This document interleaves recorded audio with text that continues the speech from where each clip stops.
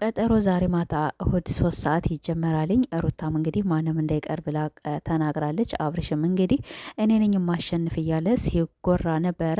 አብርሽ አንተ ብትፈልግ እንግዲህ ሴቶችን ማሰለፍ ትችላለህ፣ ብትፈልግ ጸጌን፣ ብትፈልግ ደግሞ ሄርሜላንም ማምጣት ትችላለህ ማለት ነው። እንግዲህ ከፎቶ ላይ እንዳያችኋት ጸጉም አለችበት ማለት ነው። ያው ታውቃላችሁ አብርሽ እንግዲህ ሩታን ለመጣል ሩታን ለማስለቀስ ወይም እንግዲህ ሩታን በአጠቃላይ ለማናደድ ያው የማይፈነቅለው ድንጋይ የለም። ሄርሜላም እንግዲህ አንበሳ ታወርዳለች እየተባለ ነው።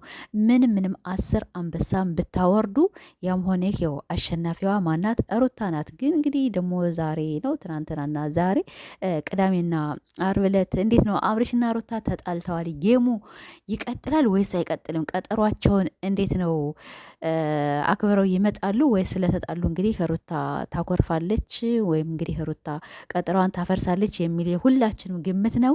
እንግዲህ ማታ 3 ሰዓት ብቻ እንግዲህ ያው ሁላችንም ቲክቶክ ሰፈር በተለይ የሩታ ፋሚሊዎች አብርሽ ወይም የአብርሽ እንትኖች ምንድነው የሚባሉ የአብርሽ ቡችሎች ልበላቸው በቃ በአጠቃላይ ማለት ነው። የነሱ እንግዲህ እንዳያሸንፏት ሩታን ለማስለቀስ የማይጠራው ብቻ ቅናቱ ልነግራቸው አልችልም ማለት ነው። በጣም ነበር። አሁን በቀደም ዕለት ሮብለት ነው ወላ ሮብለት የሆነ ሐሙሰት የተጫወቱ ጊዜ ሩታ 2 ነው 3 አሸንፈው እንዴት እንደተጀዘበ የኔ ኦዲየንሶች እኮ ተኝተው ነው እንጂ እነሱ እኮ ያሸንፉ ነበረ። አንተ የፈለከውን ሺህ ሰው አሰልፈህና ማለት ነው። እና በነገራችን ላይ ሩታ ይሄ አይገባትም ነበር። ለምን ብትሉ ሩታ ማንም ሰው አንበሳ ያው ሊወርድላት ይገባል። በጣም ጀግና ናት፣ በጣም ታታሪ ናት። 9 ወር ሆና አንድ ቀን አመመኝ፣ ደከመኝ፣ ሰለቸኝ ሳትል ያው ሆዷን እንግዲህ እንደዚህ አድርጋ ቪዲዮ እየሰራች እኛም በጣም እያዘንን ለምንድን ነው አብርሽ ግን እንደዚህ ሆዷን አድርጋ ያኔ የ9 ወር ማለት እንግዲህ በጣም ከባድ ነው እርግዝና። እንደዚህ ሆኖ ያው እሱም ትንሽ አይራራላትም። ያው ስራ ሊሆን ይችላል። ቢሆንም ግን ደግሞ እኛ ባመጡልን ነው መፍረድም መተቸትም መሳደብም የምንችለው አይደለም። እና ያው ሁል ጊዜ እንግዲህ ምንተችት አብርሽን ነው። አብርሽ ደግሞ እንግዲህ ያውቃልኝ የሩታ ኦዲየንሶች በጣም ሩታ እንደምንወዳት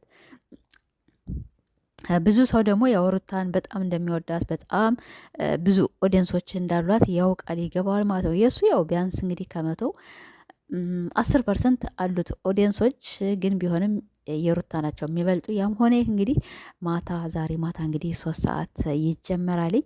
ወይኔ አብርሽ መቼም ካሸነፈ ምድሩ በቃ ሁሉም ነገር አይብቀኝ ነው የሚል ማለት ነው። እና ያዙ ይልቀቁኝ ነው የሚል። ግን ያም ሆነ ማሸነፍ የለበትም አብርሽ። ለምን እንዲሁ ሴቶች አያሰልፍም ማለት ነው። ዛሬማ ወይኔ በላቸው ኤፍሬም በቃ ቅቤ ጥጥት አርጎልኛል ማለት ነው። አርጎ እኮ ለነገራችን ላይ ኤፍሬም ሲናገር በጣም ምርግ ነው ማለት ነው። በቃ ምርግ እኮ ነው ያደረጋቸው።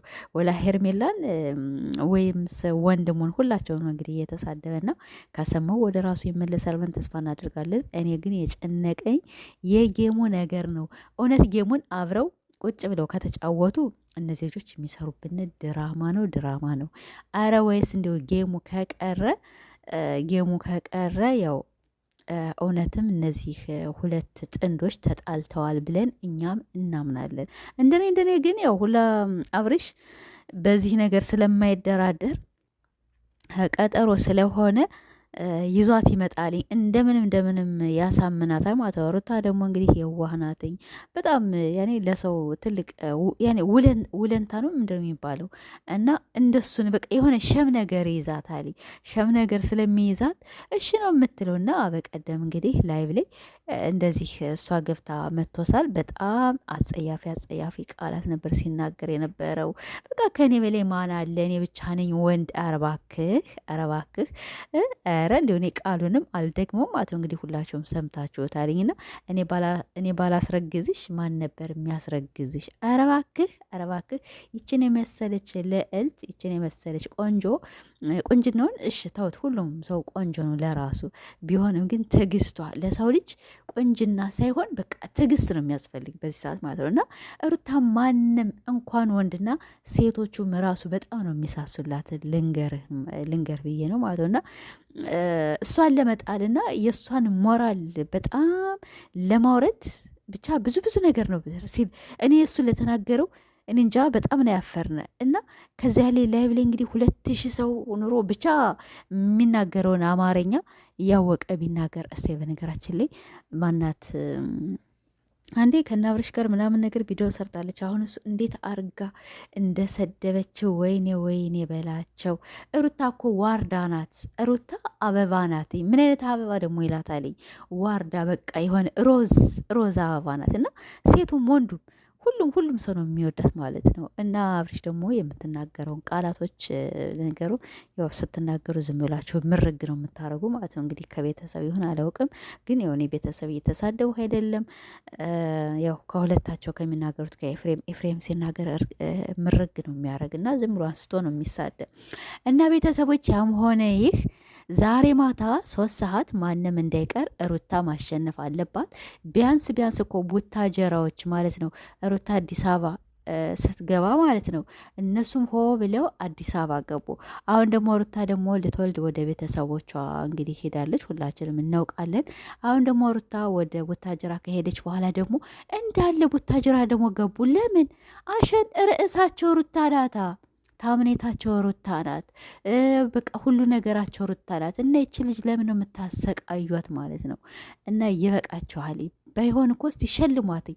በቡታጀራ ከተማ የሆነ ትልቅ ነገር መሰራት አለበት። እኔ ከወደት የምናገር በጣም ጀግና ናትኝ ሩታ። አዎ የመጀመሪያው ዩቱብን ያቋቋመችው ለምለም ብትሆንም ግን ለምለም ይሄን ያህል ብዙም አልገነነችም። አንድ ሰሞን ገናለች። አዎ ወንድሞቿ ምናምን ነገር ከፋፍታ መታለች። ግን አሁን የቡታጀራ ከተማ እንዳለ የሚሰራ በሩታና በአብርሽ ነው ማለት ነው። እና በሁለታቸው በቃ አልላቸው የላሁን አዲስ አበባ ከተማ ምናምን ነገር የሆነ ትልቅ ቅርስ ነገር እንደሚቀመጥ ወይም የሆነ ሎሃ ነገር ከከተማው አንድ ነገር ነው ቢቀመጥ ነፍሴ ነው ለሩታ ማለት ነው። ጀግና ናትኝ።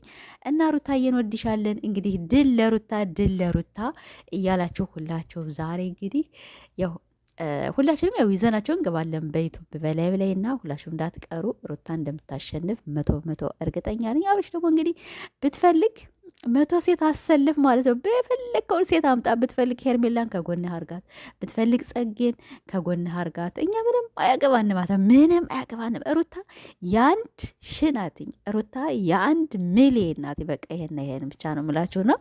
እንግዲህ ሁላችሁም ድል ለሩታ እያላችሁ ሞራል ሰጧት ማለት ነው። እና አመሰግናለሁኝ።